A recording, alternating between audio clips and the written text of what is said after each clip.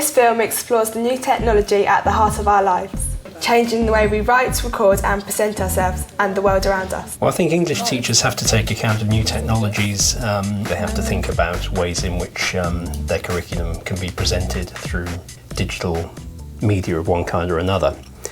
But there are particular issues that relate to English, that new technologies imply new kinds of literacy that English needs to pay explicit attention to. Blogging is really a very simple way of any kind of learner being able to put material onto the internet, be it text, be it sound, be it pictures, and allowing people to comment on it. This is my MySpace, the screen I get when I first log in, and it's got all my friends on, and people can post bulletins which are messages to all of their friends, which you can read off here. And there's blogs up here, which are all just things like people put like pictures from holidays and things like that, or pictures of your friends, and then people can leave a comment on these blogs. Because you don't have everyone's number, but lots of your friends have MySpace pages, so you can just talk to them and it's quicker to get hold of them. Did you know 30.3% of young people have their own personal pages?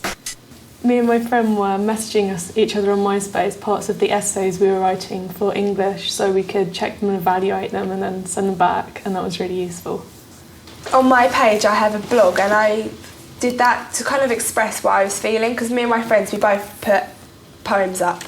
I think getting feedback from writing a poem helps me because it makes you more inspired to write another poem. If you had an essay for English and you didn't know a lot, then you could just go on MySpace, and because there's loads of sites of famous people like Shakespeare, for example, then you'll be able to get more information, and it's easier than looking for ages on like Google or something like that. I think this one's Richard III, and this is a page on Bebo which is made for my dance school. So a lot of people from my dance school have joined this, and we all talk to each other and we post like good luck notices, and if we have a dance exam then we'll tell like times, and we post pictures from dance competitions and just talk to each other, because most of us don't go to the same school. Did you know young people access the internet more at home than at school? Children's media work has often been seen as media literacy, which, like print literacy, has reading and writing. So traditionally they've analysed the media. If you have a site like Bebo or MySpace, it quite often requires you to have somewhere where your video is hosted. So if you put it on YouTube, you can then go to your Bebo and say, where do you want the video for your page to come from? And you type in the URL of the video and you can have it. The advent of sites like YouTube allows them now to kind of distribute effectively and exhibit their own videos. Blogging is, in its very basic form, is an online journal where someone writes their thoughts and they share those thoughts with other people. In an educational context, it allows young people to have a way of sharing their thoughts on learning, also sharing media, whether it's audio or video or pictures. Now that's developed into something called these social sites like MySpace, where you can share all this stuff with other people. I mean, we started with MySpace, it went on to Bebo, went on to YouTube, it went on to Google Video, and they were all blocked within educational establishments, which I think is a shame. We do need to educate teachers and young children how these things can be used sensibly. Blogging allows people to write creatively, and it also makes them think about who they're writing it for. They might write differently if they're writing for their friends, if they're writing for their teachers, if they're writing for people that know nothing about the subject. And the great advantage of blogging is it allows them to follow their interests. So if they're interested in one specific thing, they can write creatively or with passion about that particular interest. What happens when students blog is they simply discover that the language and the meaning-making strategies that they have in that environment become available to them in the English classroom. And that can break down a lot of barriers. It can make them feel a whole lot more comfortable about the way in which they are trying to express themselves. Did you know 97.1% of all young people aged 12 to 18 use the internet? I talk to teachers and I say, do you know about MySpace? Do you know about YouTube? And they know nothing about it. I think teachers need to be encouraged to see the relevance of the technology and what's really useful, and see it not as something that's competing against the things we use traditionally in the classroom, but enhancing what we use in the classroom. So an important part of the English curriculum is speaking and listening, and there's a bit of a push at the moment to kind of restore the importance of oracy. So we can think about that, how that relates to the internet. The kinds of language that young people use in SMS messaging on mobile phones or instant messaging is in fact a kind of speech like writing, and there's something interesting and rich there for English teachers to investigate and analyse with students. The students begin to recognise that what they are doing in school can feed into what they're doing out of school, and that the two things actually play on the same strengths. By 2020, a device the size of a mobile phone will be able to carry the amount of information in all of the books that are in the British Library.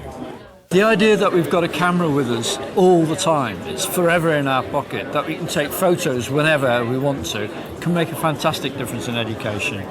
It would be great if we could use mobile phones at school, because then you can record English lessons and you can get vital information, and you can look back at it and put it on your computer. The mobile phone isn't just a phone. It's a device where the system knows where you're located, so it can get information to you which is pertinent to where you are. They all come with cameras these days. Most come with web browsers. A famous educational technologist called Alan Kay came up with a line that technology is that which was invented after you were born. And for many teachers, the mobile phone is still a novelty.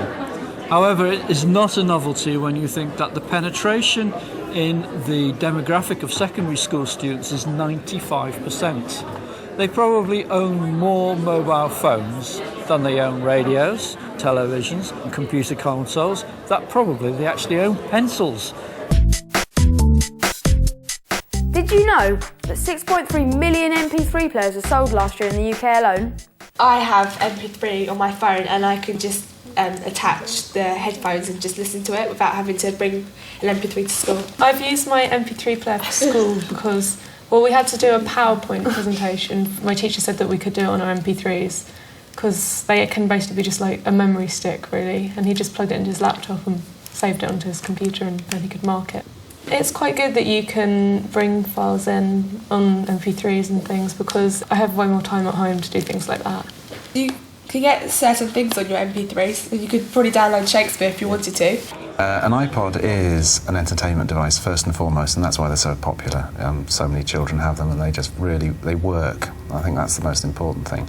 However, we can sort of infiltrate their usage as an entertainment device for education by giving young people, access to learning objects. A learning object being some audio, some video, a PowerPoint presentation through an iPod, especially the new video iPods. They have really good screens on them.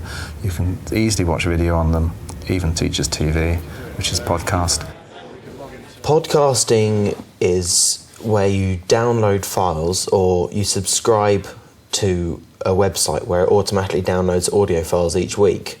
And a podcast can be a selection of music from your favourite artist, or you could go to a radio station website and download their podcast. So it could be a summary of the week through the best chart songs. You can subscribe to them via RSS feeds, and that means that it will come every week automatically to your computer without you asking, and then you transfer them to either your MP3 player or your PSP or any mobile way of playing sound. In an education context, instead of saying to a young person, I want you to go home, log on to the school website, download this piece of audio, then transfer it to your MP3 player or listen to it on your computer, all that would be automated by this business of subscribing. And that's the beauty of it. You can actually almost force feed this stuff to them. When you want to find a podcast on any topic, just go to Google, type in what you want, and it will normally have it. The one I just found here is Hamlet, and as I'm doing Hamlet in English, it's really useful. It analyses all the key quotes in Hamlet, and it's all read by Sir Trevor MacDonald, and I can download that in a really short time and put it on my iPod and listen to it if my teacher lets me in class. And just by clicking on the link, You can listen to it straight away. Imagine it was an English text. I saw a fantastic podcast, GCSE Revisions, the other day, where a teacher, just an ordinary teacher, had produced a whole series of enhanced podcasts where he had taken an audio track and enhanced it with images. He had also embedded some text, and he had also put little hyperlinks on it. So on his computer, you could say to the young people, "Okay, now that you've learnt about this or heard about this, follow this link to this resource online." So it's a really flexible format. What the podcast allows them to do is to think about the message they're giving, again, but also about the different modalities that they're working in. So there's the oral component of the message, there's the visual component of the message. In which ways do these interrelate? How can one create interesting juxtapositions by using the modalities differently? It's very, very sophisticated stuff, and I think what's always interesting is that when we start introducing these skills to the class, the children are up for it in a way that they themselves often don't realise, and it's only at the end, when you're reflecting on what they've been doing, that they realise quite how hard they've been working. I think our teachers do know about all the new technology, what we're using, but because they've banned so much of it, and we're not allowed to use any of it, so it doesn't really help. It's kind of all shown in a really sort of bad way. They just look at it as, oh gosh, they're sending text, they will not know how to spell, and just think that it's going to distract us from our work rather than help us. That's because they just don't know. They're not educating themselves. And we actually, on this matter, know more than they know, but they're not helping themselves at all. Teachers are really crucial in this whole learning process, and they have to be there as a guide to these young people who are using these devices. I'd hate to see them being left behind. I think teachers should embrace this technology fully. Their students are happy with it, and actually having students happy to start off with makes for a positive learning environment. But secondly, the power that it enables people to have knowledge at their fingertips, creativity at their fingertips, recording at their fingertips, replaying at their fingertips, sharing at their fingertips, with very, very tiny, low-cost, ubiquitous devices. It's just got to transform the way that we learn in the same way as the printing press did. I think that what's not up for debate anymore, and what is really evident, is that if you include in class and in their school experience the kind of energy that students are using in their media usage outside of school, then you can do a tremendous amount of good for their work in school. So the idea that media somehow detracts from the literacies that they're developing in school no longer holds water, I think. You just have to accept that students are learning to express themselves in different ways. When English teachers decide what to invest their time in, or what they need to focus on, or how they need to prioritise the way they build the internet or online cultures into the English curriculum, it might be worth thinking about a distinction between ephemeral cultural forms and durable cultural forms. And the only certainty is that whatever technology you go for now, it'll be out of date within 6 months. So it's very hard to say what's going to happen in the future.